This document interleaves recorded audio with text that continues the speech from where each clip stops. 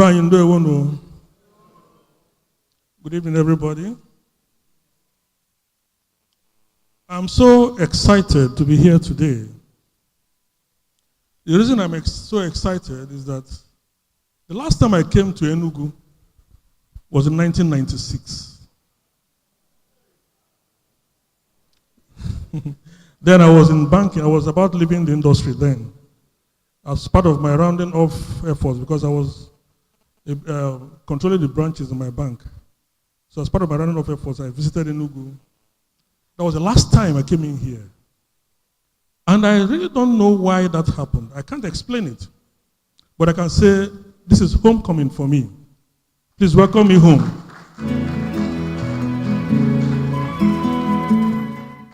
I want to thank the organizers of this monthly event, the Center for Memories, Enugu Sports Club. And I am so excited when they said a library has been commissioned for the center. So I am going to donate 5 copies of my recent book, The Politics of Last Resort, to the center. I have 2 copies here, but I'll drop them and subsequently make the other copies available. I want to thank the individuals who have facilitated this monthly Nkata. I want to thank the chairman of this place, Chief Ben Etiaba. I've heard so much about him, but I was privileged to meet him today. Same for Patrick Kukibo, whom I've also heard so much about, and happy to meet today. And my good friend, who isn't here today, Nana Ude. I want to thank everybody, all the staff of this place who have assisted them. May God bless you all. I want to please recognize a young friend of mine whom I linked up and asked him to make sure he shows up today. He's a budding Igbo scholar that has impressed me. And being a young man, I had to speak his language, and I said, please, don't fall my hand. And I'm glad that Mazi Okorobonia did not fall my hand. He's here today. Mazi, please. You're welcome. I see in this young man another FC Obalo in the make. And I've encouraged him to keep doing what he's doing and to keep improving. And I know that the sky will just be the beginning for him. Kedu Ndi Anyi Bu. Who are we? This is a topic that has agitated my mind for so long. The issues involved in the Igbo personality, the Igbo persona. My first Igbo class was in primary 2. That was during the Civil War. You know, we had returned, once the war started, I was in primary 1 when the war started.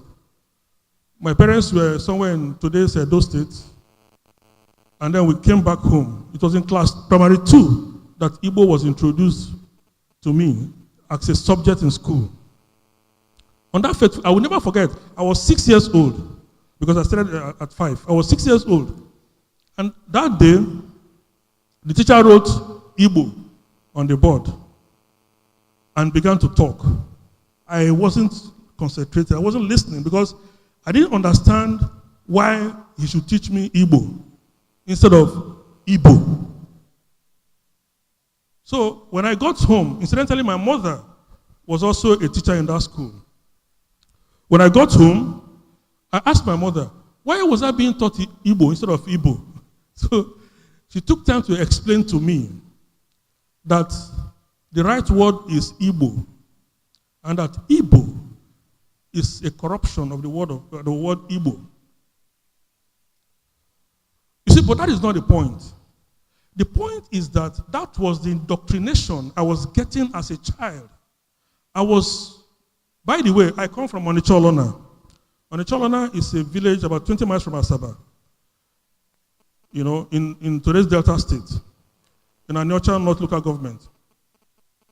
The doctrination was getting as a little boy. I've been very inquisitive as a child, since I was a child, is that we are IBO, Igbo, and that those of us after the Niger, that's before the Niger now, if you're coming from here, are Igbo. And there was some kind of disapproval, mutual disapproval between Igbos and Igbos. Now, the word Igbo, which is a misnomer, there's nothing like Igbo. It could mean something else. IBO, which is a misnomer, is being exploited by two categories of persons. The first category, I just explained, my people, the people from the Midwest. And the second category are the generality of Igbos, those who feel that Igbo is, please let me use this word, funkier. And they say, okay, that is what is easy for every other person in the world. Umunnem, and you Ndi Igbo. Igbos are known not to be intimidated by anybody. It was Fela that went to Germany, and when he wanted to sing, he said, if you don't understand my language, I'm sorry, I can't help it. Igbos have never bothered why people should approve of them. So why must you want people to approve of you and you say you are Igbo?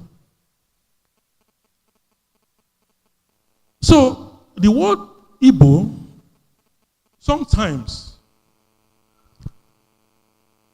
like I said, my people use it to refer to themselves. And it has created a chasm between us, Midwesterners, and Eastern Igbos. That's why once this program was announced on the social media, I began to receive calls and all kinds of texts from family and friends. But one that agitated my mind so much came from a young man. He is from Onitsha, my village, but he lives in the UK. And let me quote him. He said, I salute your courage and determination to swim in these shark-infested waters. That means the issue of Igbo, who are Igbos, the origin of Igbos, is a shark-infested water. Well, I am Jonah. I will swim in it, and I will defeat the shark. Is that also? Now, what exactly he meant by swimming in shark-infested waters is now makes me to situate this topic in this context. I am not going to discuss origin of Igbos. No. Either the anthropology of Igbos, the genealogy, or the history. I will leave that because if I do that, that means maybe I'm trying to create my own school of thought, or I want to align myself with one of the numerous schools of thought. No. I will leave that to historians, archaeologists, social genealogists, and anthropologists. What I will concern myself with are those existentialist objects that either qualify you or disqualify you to be Igbo. But in the process, I will highlight those the thesis of those schools of thought. So, if your native dialect, your native tongue, your language has ndo, no, and bia in it, does that qualify you to be an Igbo? We'll come to that later. So the ultimate objective is not for anyone to glory in his or her Igbo-ness. Please, I want to say something. So I'll be using his, her interchangeably, but most of the time I will use his. This is simple. His covers both, or he, a man, covers both men and women. Of course, we all know that women are an improved version of men. Because to be a woman, you first of all have to be a man. Then God will put a womb in you. So you're a womb man.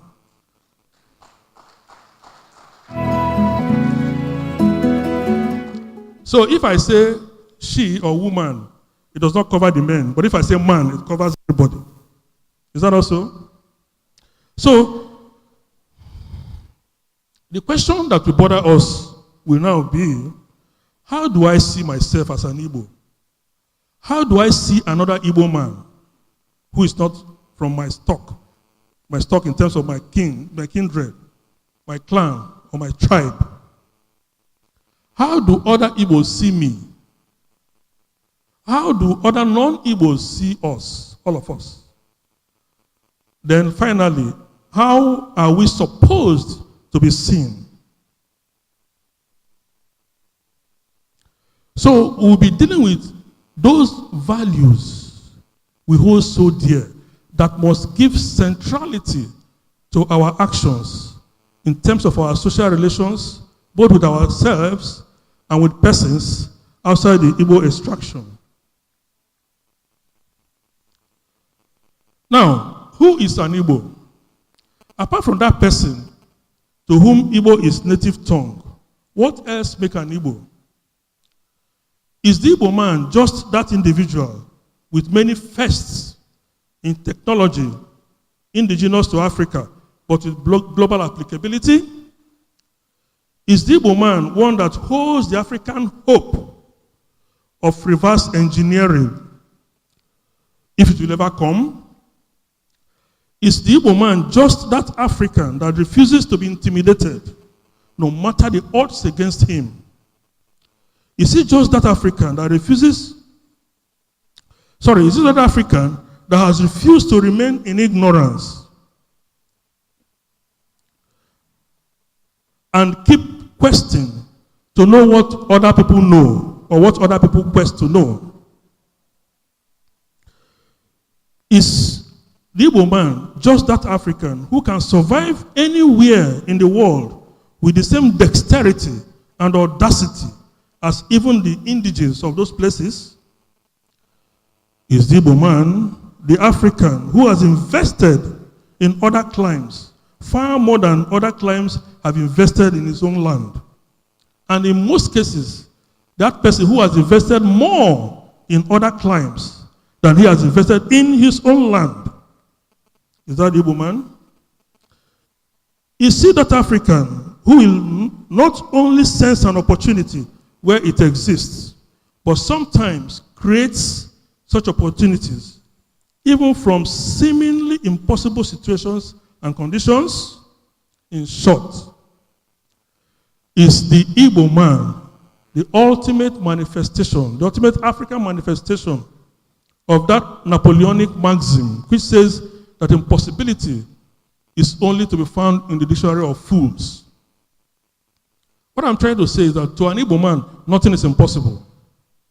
Is that the way you want to understand an Igbo man?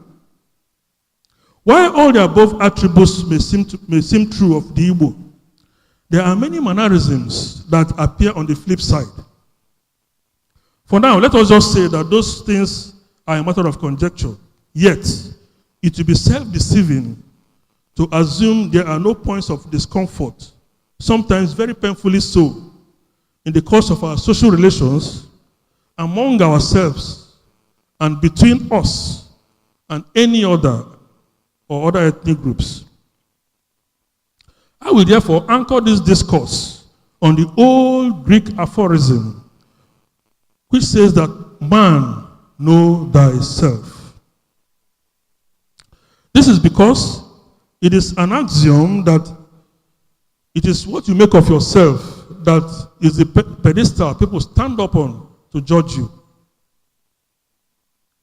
So who is Igbo? I ask again.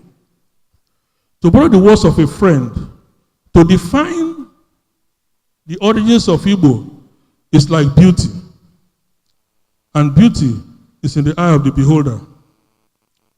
So what do we have here?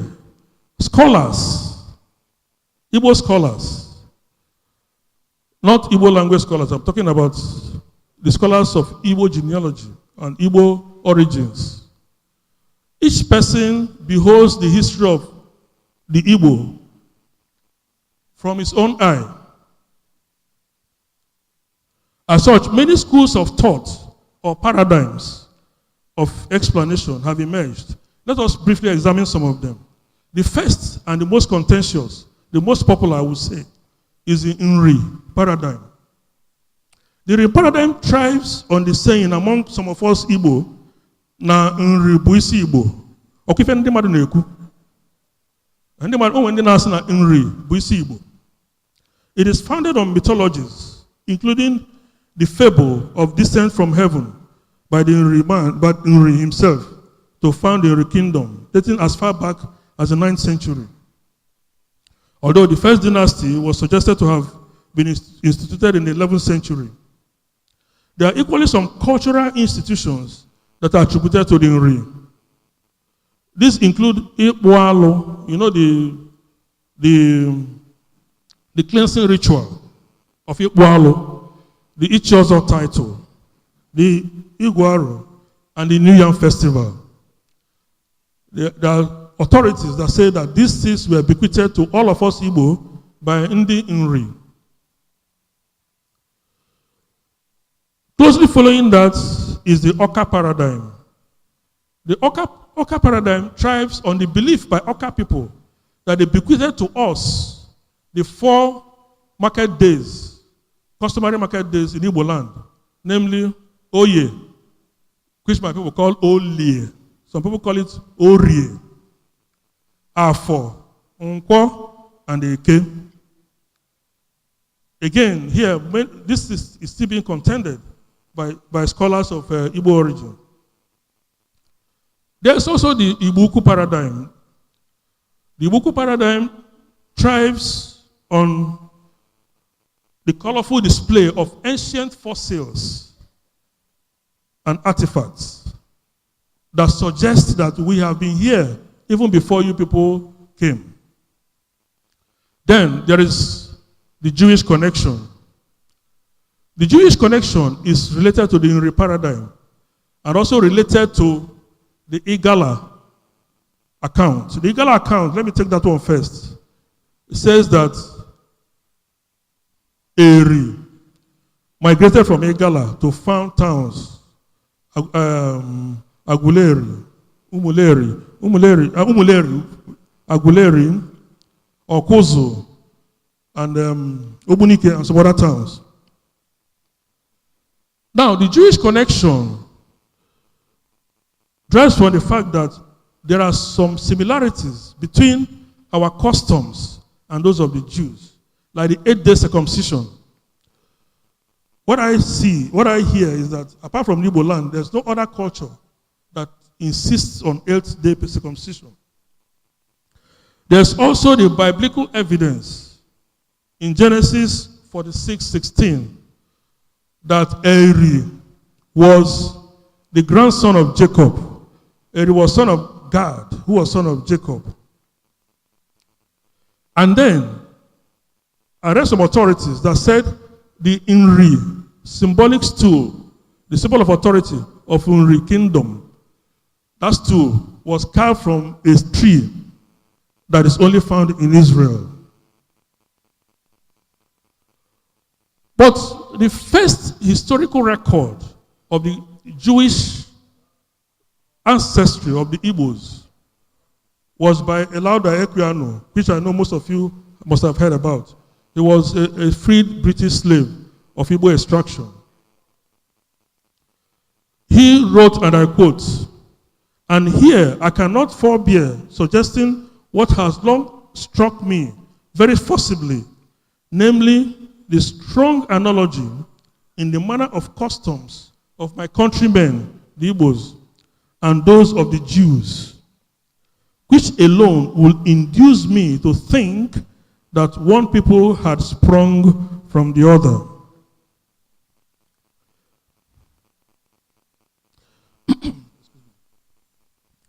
no matter what school of thought one belongs to, it has been shown by some authorities that all these people they said founded Igbo land. When they came, they met Umodiana or Umodiane. People were living in these places who spoke Igbo language. So, to that extent, they cannot claim that they are founders of Igbo. And they were practicing Ichiozo, they were practicing Iwaji. That's what my people call the New Year Festival. Some call it Ikeji, some call it Iriji. We call it Iwaji. They were practicing these things when Eri emerged in the 9th century. One sad thing in this debate, which ordinarily would be for the purposes of anthropological records, have unfortunately been taken overboard, even to the point of undermining shared Igbo values. Clans and tribes have used such accounts that suit them to claim landlordship over their fellow Igbos of other settlements. For instance, the slogan, Adi Ama Ama, Ndi O, Gwalo Ndi O, you know what the two O's are, is being used to remind the Onichados and the Obosis of the controversy behind who owns the land. And there are other such things all over Igbo land. When you trace your genealogy to some kind of autochthony, you now believe that you own the land and that the other Igbo man is inferior to you. This unfortunate paradox has undermined the entire Igbo nation, sometimes threatening worthy causes that would otherwise have been seen, that would otherwise have seen the Igbo nation on a jet age pedestal. This resonated in suicidal proportions during the Civil War.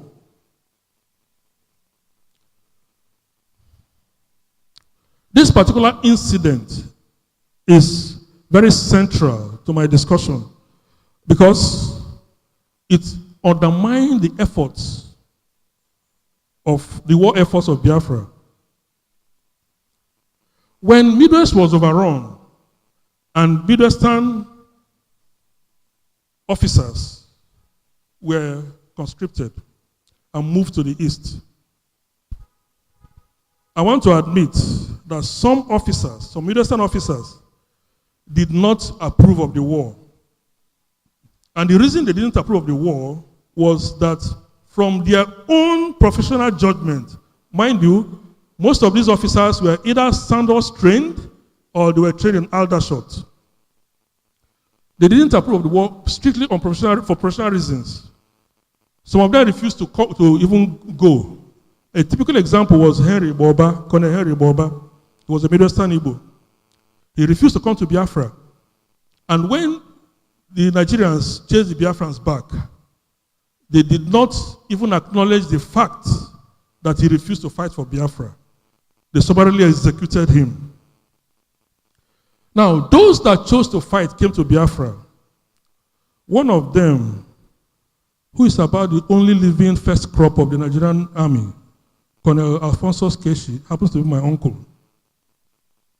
When they arrived at Enugu, he was there, Nwawo, who does not need any introduction, who is also my uncle. In fact, Nwawo is from my own kindred, and my father, my late father, was next to him among our kindred. Nwawo was there, Nzefili was there, Nwaje, Rudolph, Trimnell, all of them were there. So there was a wrangle, there was an argument as to how to proceed, what they needed, and all that. So there was an argument between my uncle and Colonel Chude Soke. And Chude told him and the rest of the Igbo officers that you people don't have a choice because you were conquered people. For God's sake, how will you tell a fellow Igbo man who has come to fight war with you because he comes from Midwest that they were conquered people?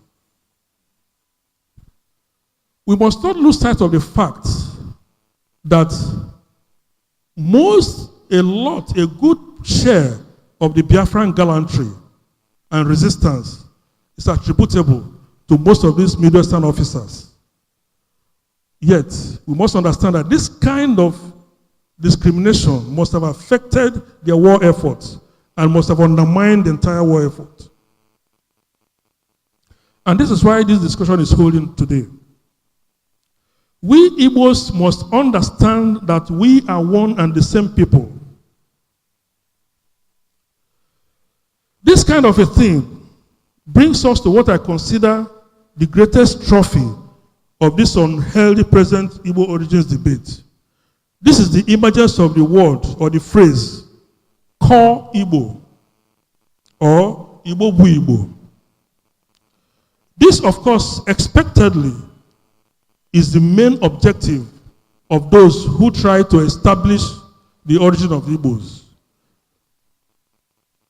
Now, this rather offending phrase must also create corresponding dysphemistic phrases, such as non-core Igbo, not so-core Igbo, or Igbo na-abụghị Igbo, or even Igbo na-abụghị ezigbo Igbo, or even Igbo na-egheghị eghe, that is Igbo that is not well cooked.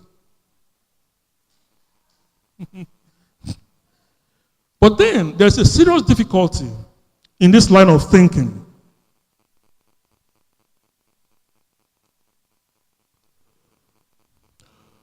For ease of discussion, let us first understand that all these paradigms about the origin of the Igbos are founded among Igbos of the East. Every paradigm, every model, every thesis, every theory about Igbo origins is founded here in the East. So let us, for the purpose of discussion, agree that this is the heartland of the Igbo nation. Is that also?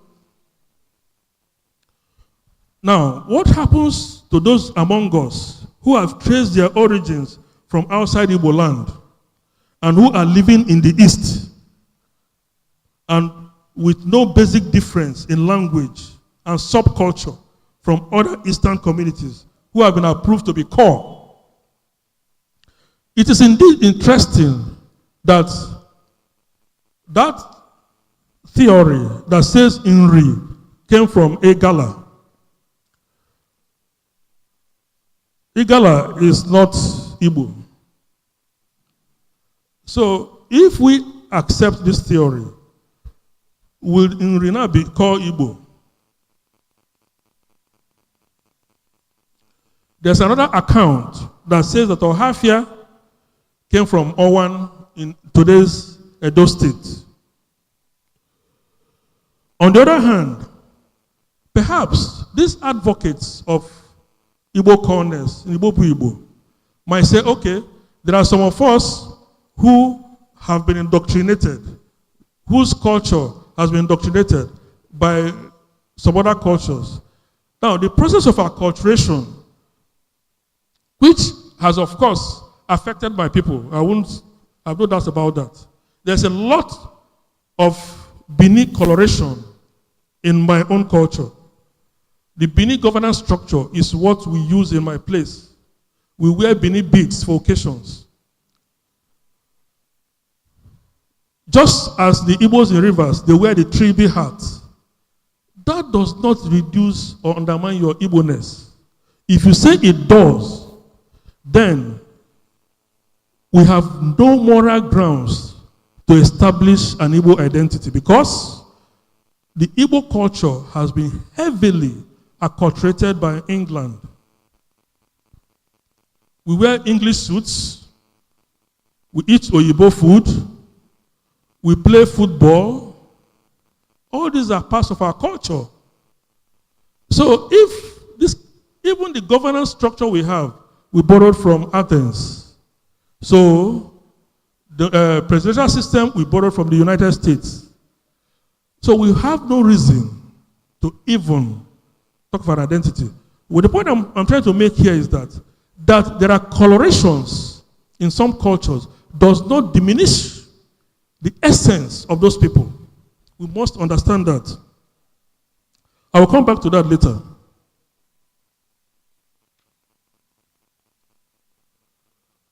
Now, let us illustrate the difficulty I was talking about. There's an account, for instance, that traces the origin of Umuakbanshi community in Ela. Ela is in Delta State. Parts of Ogwashiuku, and as well as the people of Ibuzo. By the way, Ibuzo means Igbo Binuzo. In all of them in Delta State, to Adaibo. Adaibo was one of the two sons of Nri. The other one was Eri. His sons were Nri and Eri. Ezechima, sometimes referred to as a Bini prince, is the known progenitor of the Onitsha people, where I come from. The Isele people, the Obio people, and the Ezi kingdom, all of which are in Delta State except Onitsha, which is in Anambra. The phrase Ezechima is not Bini at all. Or the word Ezechima is not Bini, it's an Igbo word. And there's an account that traces the origin of Ezechima to an Oka Olu Okigwe axis. This is just as Obongba. Obongba is another town in Delta State. Trace their ancestry to Ogidi in Anambra State.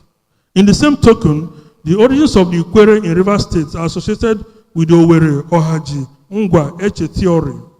Today, also with the Bini migration theory. Equally, the Obi-Igbo, Oyibo debate, you know, Obi-Igbo and Oyibo debate in Rivers, is still very much alive as to the Igbo-ness of this part of River State. The same goes for the Ndonis of both Delta and River State. If the roots of these people are traceable to the eastern heartland, will the authors of Igbo Bu Igbo disqualify them? The answer is obviously no. On the flip side, will communities said to have migrated from lands outside the contiguous Igbo enclaves be disqualified? The answer is still no. Perhaps in a bid to resolve this difficulty, there has been a resort to a standard official Igbo lexis, which has been made to stamp an Igbo identity, even since as far back as 1939. This gave birth to Igbo Izugbe, the standard Igbo vocabulary compiled by the Igbo Standardization Committee. But then we cannot lose sight of what I call Chinua Achebe's Akaweta Igbo Izugbe controversy. That is the controversy that Chinua Achebe's Igbo work, Akaweta, seems to create. My view is that what the Akaweta, because Chinua Achebe wrote that book in his Ogidi dialect, what he's trying to establish is that you cannot come and impose Igbo Izugbe on me. Igbo Izugbe, by the way, has 80% Owerri dialect, the Owerri collection of dialects. And don't forget the fact that there's still a controversy or a conflict between the Owerri group of dialects, if you like, and Onitsha group of dialects. If you remember, when the schools were run by the missionaries, the Onitsha sector, which was championed by the Catholic Church was kind of headquartered in Onitsha. So Catholic schools were using the Onitsha and Anambra dialect in their Igbo writings, while the Owerri axis, that was the Anglican Church, Anglican schools. You know, so this conflict is resonating. In other words, with all this, what we must now do is to understand that language should be taken strictly for what it is. And that is as a vehicle of transferring culture, enculturation, either transferring culture to your own kinsmen or acculturation, transferring your culture to others. That is the role of language. The best in its character is not in the hierarchization of distinct groups, but in its role as an anchor for an ethnic group. In other words, we Igbos are not a tribe. We are an ethnic group.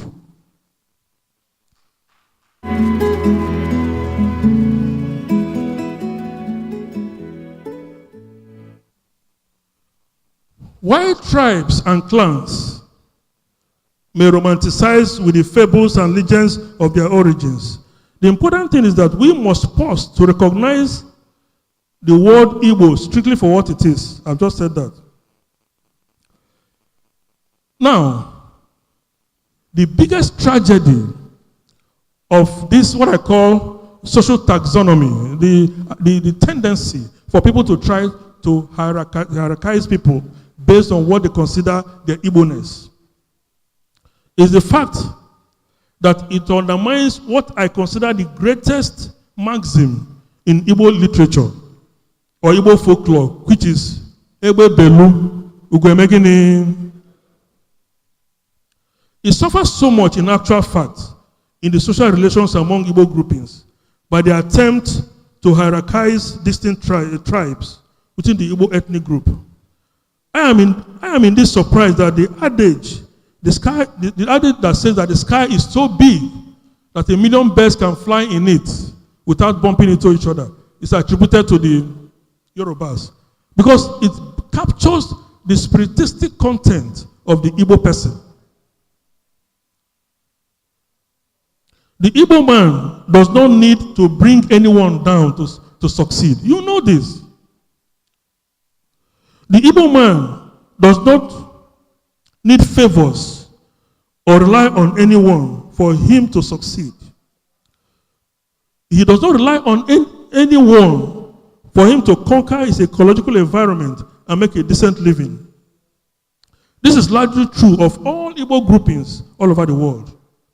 Because of the considerable peripatetic nature of the Igbo, there is bound to be certain alterations in her culture. This is a universal thing. The Igbos are everywhere. They are in Delta State. They are in the United States. They are in Haiti. They are in Cameroon. They are in Anambra. Well, Anambra is bordered by Igbos in the Midwest and Igbos in Enugu and other places. But those of us in the Midwest, we are bordered by all kinds of people, Robos, Benis, and the rest of them. Now,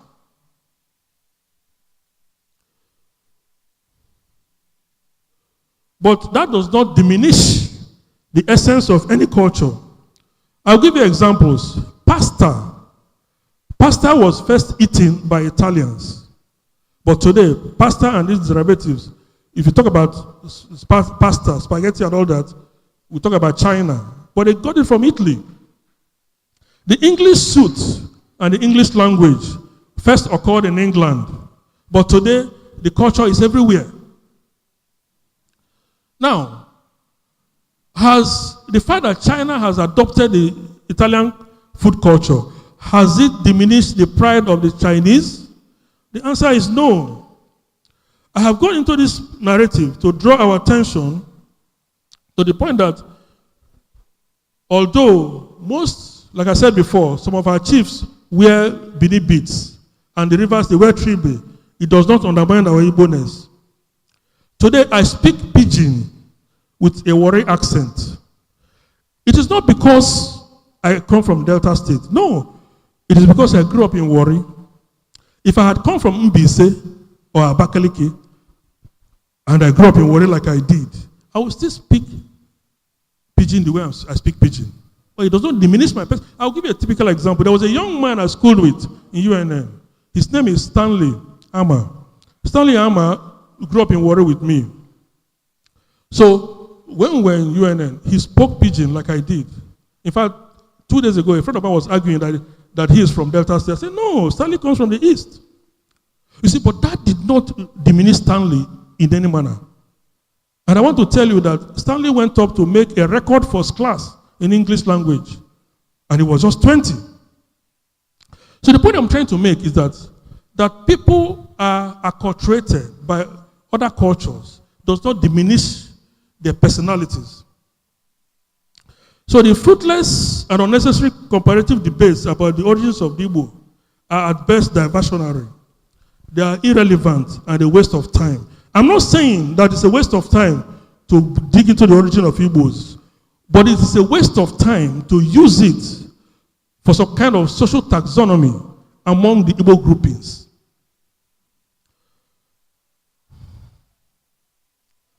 It is very unfortunate because what is happening now is that it is beginning to undermine the very values of us, of we Igbos. It must be borne in mind that perhaps the greatest damage this crisis has done is that it tends to break and permeate the very fabrics of our morals and values. It is a paradox of sorts that even though the first African to challenge the vehicle of colonial domination or indoctrination, namely language and literature, in the person of Chinua Achebe, was an Igbo man. Yet, I will arguably say that among the major ethnic groups in Nigeria, the Igbos have shown the most trait of culture clash. When Yorubas are gathered, you don't hear them speak any other language. When Fulanis and Hausas are gathered, they don't speak any other language. The Yorubas pride in their culture. Why is it different with us?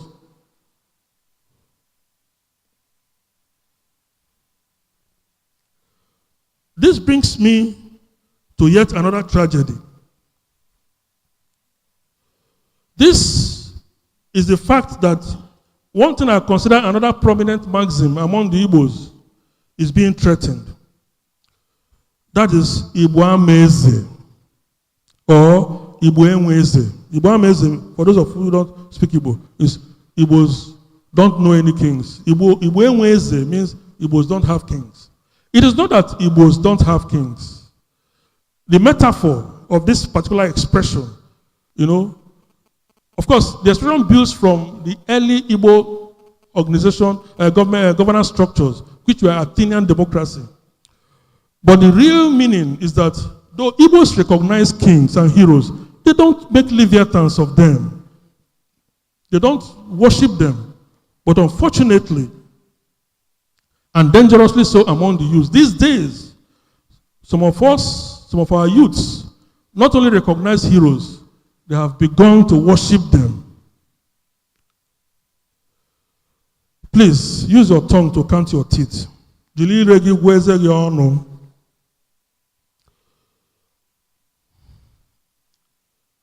Now, it is part of this crisis of identity that some of us now are looking for a separate state, not a separate Igbo state. I'm not saying a separate Igbo state.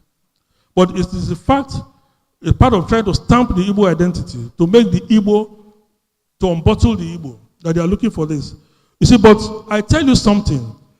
The Igbo enclave, the geographical entities that make up the Igbo enclave, even up to Cameroon, is not enough to contain only 10% of the industrial. I'm not talking about of the industrious. I'm not talking about industrial Igbo. The industrious Igbo, the hardworking Igbo, 10% of us, the Igbo land cannot contain us. We will have problems of surplus labor and whatever goes with it. Let alone the industrial Igbo. One industrial Igbo, one industrialist alone, you know what he can do. Who is Igbo? So what Igbos need is a societal stability based on justice, a responsible federalism, and good governance. All of this towards a level playing field and a huge marketplace. The Igbo must change the narrative from genealogical hierarchization of ourselves to understanding the dynamics and the actual content and character of a typical ethnic group, which is what we are. China provides a typical example. China is mainly peopled by the Hans. The Hans are almost 2 billion. And they have hundreds of thousands of tribes. Just like we do, we have a lot of tribes. My own tribe is Ezichima. Your own could be Wawa, it could be Bende, it could be Oka, Abakaliki, whatever it is. If the debate had been that of tribal superiority among the Hans, China would be nowhere. In America, the same thing. The Aborigines are not the champions of America today. So the narrative must change. We must focus on some kind of ideological consciousness. I have attempted to show that the word Igbo cannot be claimed by anybody.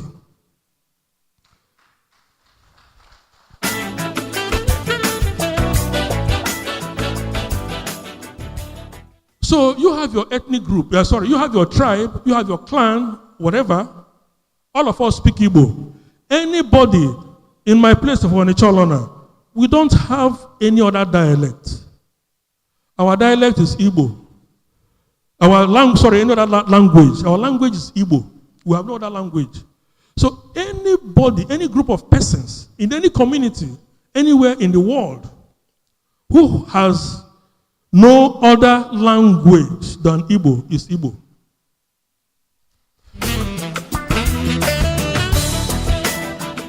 And no person, no group of persons is more Igbo than the other. Mba. If you put me on a level playing field, I will excel like an Igbo man. Yes, because that is what I am. Now, but again, in some places in Delta State, there are some communities, they speak Igbo, but they have another indigenous dialect. Those people, you can say they're not Igbos, that they came. Yes, you can understand. But once you have no other language, you are Igbo. So what are we saying?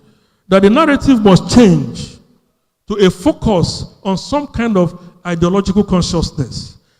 And that consciousness is what I call Igbocentrism. Igbocentrism must be differentiated from Igboistic ethnic politics. Let me differentiate them. Igbocentrism is not ethnic politics. Igbocentrism refers to the identification of values that we hold dear and to explore and exploit them for the betterment of humanity. Meanwhile, Igboistic ethnic politics is the politics of exclusion.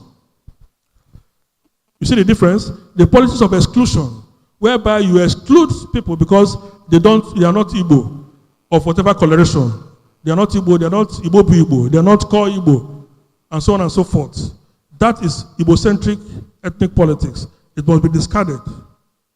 While Igbocentrism must refer to the identification of every Igbo man wherever he occurs and recognizing him as one and the same person with every other Igbo man and with all their appurtenances so attached. May God help us. This is the only way the Igbo can unbottle themselves and take their rightful place as Africa's hope of jet age reverse engineering and lead Africa into the global committee of science-based civilization. I will end this discourse with the following audacious quote by Dr. Nwankwo Nwezigwe. Nwankwo Nwezigwe is a senior research fellow at the Institute of African Studies, University of Nigeria. I quote, "The history of the Igbo cannot be effectively and critically reconstructed by the art of vainglorious fabrication of non-existent facts, mutilation of the scanty available evidence, and politicization of the question of Igbo origins." Thank you very much for your attention.